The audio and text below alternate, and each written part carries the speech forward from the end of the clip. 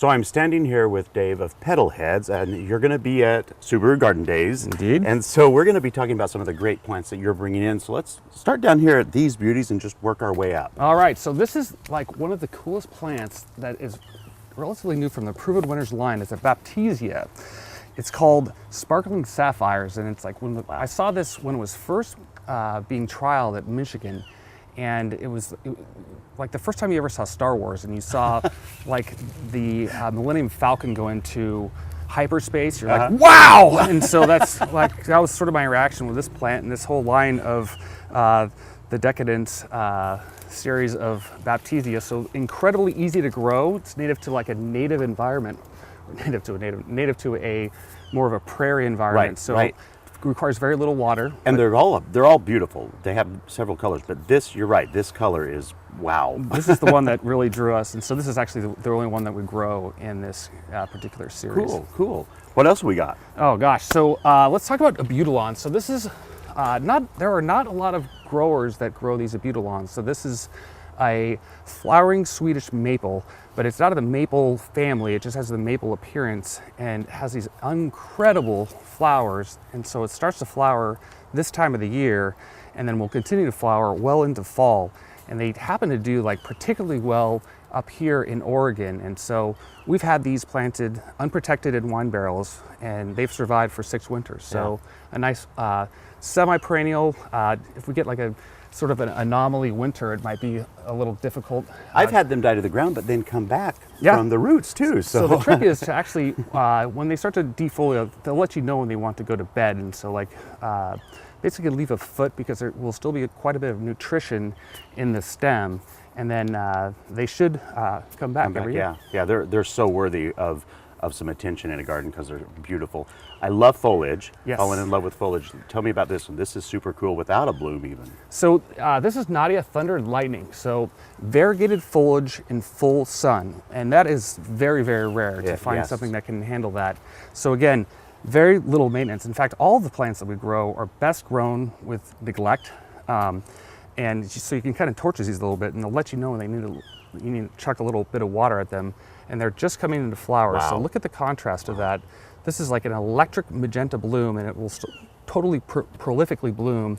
And I've heard there's like reports of NASA seeing these from outer space because it's so bright.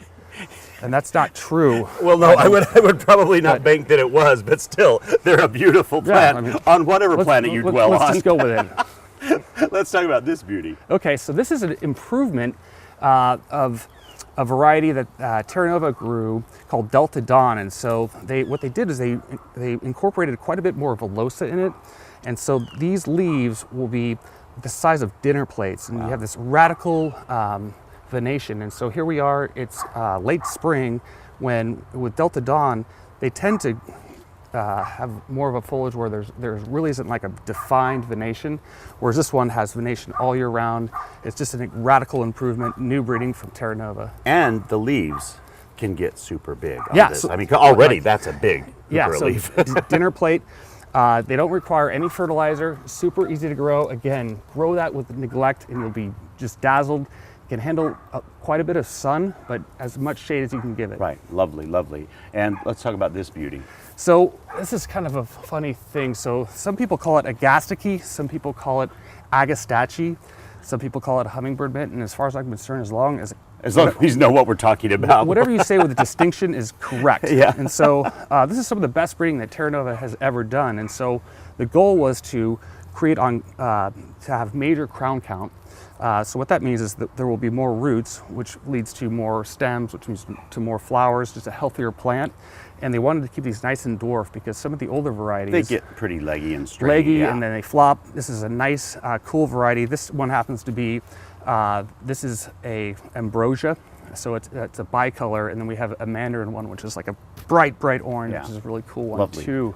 And then this, of course, I recognize this one and it's been around a while, but so worthy of attention still. So one of the cool things about the Brunneras is that I call it's deer kryptonite because it really, like, if you plant them around plants like roses, I've literally had clients who I've designed gardens for that have embraced me because they hadn't seen their roses in years. And so we use this for deer defense. You can divide them And it's just a really cool, awesome, radical, mirror-shaped silver foliage plant as well that does well in the shade. It can handle a little bit of sun as well. And even if you don't have deer, still a stunning plant to have in your garden. Garden or containers, it does really well too. It's a very social plant. Okay, Dave, tell me about this one, because this looks spacey to me. Oh, totally. No, absolutely. It looks like it's from outer space. So this is Leonotis. This is the lion's tail. Look how wonderfully it contrasts with the Baptisia. Right. Perfect to combine with that. Again, very drought tolerant as well. Just a super, super cool semi-perennial. Should do perfectly fine in Oregon. What you see here, this is like a bee magnet too. So we have a lot of pollinators, which is very important. So just to go along with like the Star Wars theme, it's sort of like an orange Death Star. And you'll see it's just getting to flower here, and it'll flower, and there will be several of them. And they do, this isn't the end of, the whole Death Star is eventually surrounded by blooms, right? Absolutely. Perfect. Absolutely. So Dave, you have one really true annual that you're going to be selling today. Tell us about that one. Okay, so this is an annual. But it's a super annual. This is actually like a super tomato. It's a part of the Mighty Tomato line. So what's cool about these is that they're grafted onto a rootstock that absorbs so much nutrition that it doesn't get any of the foliar diseases, avoids nematodes, and it produces 40 to 50% more fruit than any other. And so they're heirloom varieties. This one happens to be Brandywine, so it's already flowering up. So tomatoes will be in your near future. So that's a really cool line that was developed here in Oregon. Right, so right. always got to support the locals.